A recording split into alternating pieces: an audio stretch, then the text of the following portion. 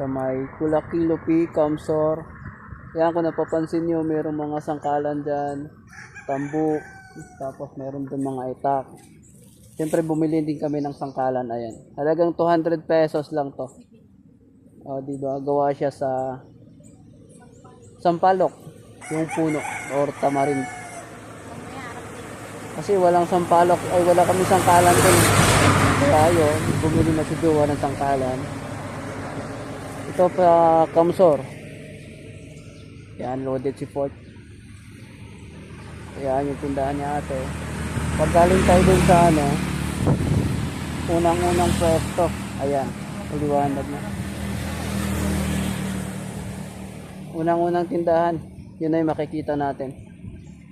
Pag galing kinang Maynila, pag galing naman doon, nasa kanan. Galing Manila, nasa kaliwa lang. Alright, go.